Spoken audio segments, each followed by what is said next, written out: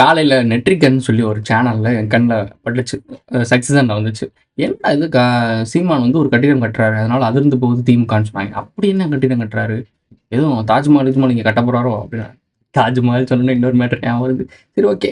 சரி இந்த ஒரு கட்டிடம் கட்டுறாரு. என்னதான் பேசுறாருன்னு உள்ள போய் பார்த்தா, அண்ணா பல்கலைக்கழகத்துல அந்த டைமிங்ல இந்த ஹிந்தி எதிர்ப்பு போராட்டத்துல உயிர் நீத்த ஒரு நபர் இருக்காரு. ராஜேந்திரன் ஒருத்தர் இருக்காரு. பேர பார்த்துக்குவோம். இந்த பேர் தானே போட்டிருந்தாங்க. ராஜேந்திரன். இந்த ராஜேந்திரன்ற ஒரு நபர் வந்து முக்கியமான ஒரு ஆளா சொல்லப்படுறாங்க. எனக்கு தெரியல. போய் படிச்சு பார்த்தா தெரியும்னு நினைக்கிறேன். ஸோ இந்த ராஜேந்திரன் நபருக்காக மணிமண்டபம் கட்டுறாரு. இத வந்து ஸ்டாலின் அவர்கள் சொன்னாரு. அந்த ஸ்டாலின் அவர்கள் சொல்லிட்டு இருந்தாரு. இவர் செஞ்சுட்டாரு. ஸோ அப்ப தமிழருக்காக ஹிந்தி எதிர்ப்பு போராட்டத்துல இறந்தவருக்காக சீமான் கையில எடுத்துட்டாருன்னு சொல்றாங்க. இதுல எனக்கு புரியல. எந்த எதிர்ப்புன்றது ஒரு ரீக்ரியேட் ஒண்ணு ஆகப்போகுது. அது நமக்கு தெரியும். ஆல்ரெடி ஆரம்பிச்சுட்டானுங்க. இப்ப நம்ம இவ்வளவு நாள் 50 ஆண்டுகள் கிட்டத்தட்ட 5 தடவ ஜெயிச்சிருக்காங்க சிஎம் சீட்க்கு. கிட்டத்தட்ட 25 வருடங்கள் 25 வருடங்கள் ஆட்சி செஞ்சிருக்காங்க தமிழ்நாட்டை. அப்பெல்லாம் இதை யோசிக்காத ஆட்கள் ஹிந்தி எதிர்ப்பு போராட்டத்துல இருந்து அவங்க முதல்ல சிஎம்மாவே ஆயிருக்காங்க. ஸோ அதாவது அண்ணா அவர்கள் இருக்காங்கல்ல, அவர் சேர வம்சம்னு வச்சுக்கோங்களேன். சேர வம்சம் இறங்கினோடனே சோழன் வம்சம் மேலே ஏறுது. அதாவது கரிகால பெருவளத்தான் அரசாட்சி ஏறினாரு. இப்போ இன்ன வரைக்கும் அவங்க தான் ஆட்சி பண்ணிட்டு இருக்காங்க. விட்டு விட்டு பாண்டியர்கள், சேரர்கள், பாண்டியர்கள் அடிக்கடி நம்ம வரலாற்றில் பார்க்கும்போது பாண்டியர்களும் சேரர்கள், சோழர்கள் தான் அடிக்கடி சண்டை போட்டே இருப்பாங்க. சரி சேரன்னு சொல்லிட்டேன். பாண்டியர்களும் சோழர்கள் தான் அடிக்கடி சண்டை போட்டே இருப்பாங்க. நம்ம நிறைய பார்த்துருப்போம். அதே மாதிரி டிஎம்கே ஏடிஎம்கே சண்டை போட்டுட்டே இருக்கும்.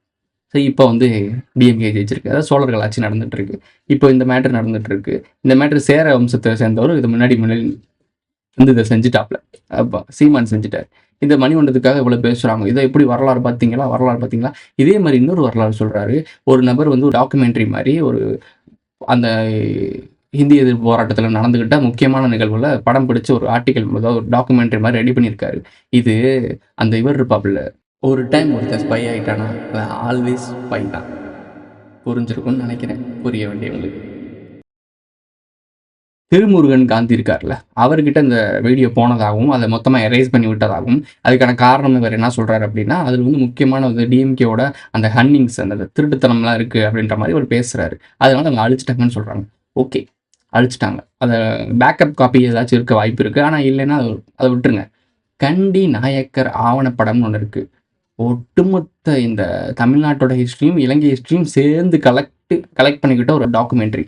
அதை உருவாக்குன ஜவஹர் அப்படின்றவர் கூடயும் சீமான் இருந்தாரு.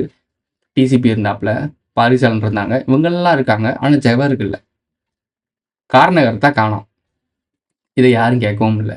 ஆனால் ஜவஹர்னு சொல்லி புகழ்ந்து பேசுறது டிசிபியா அப்போ ஆரம்பத்தில் பேசினது தான். இது முக்கியமான இந்த ஒரு ஒட்டுமொத்த இந்த அவுட் பிரேக்கும் வெளியே வந்ததுக்கான காரணம் கண்டி நாயக்கர் ஆவணப்படம் தான். ஸோ அதை வச்சு வெளியே யார் விட்டா நீ விட்டியான்னு சொல்லி சண்டை போட்டு தான் பாரிசாலனே வெளியே வந்தாப்புல.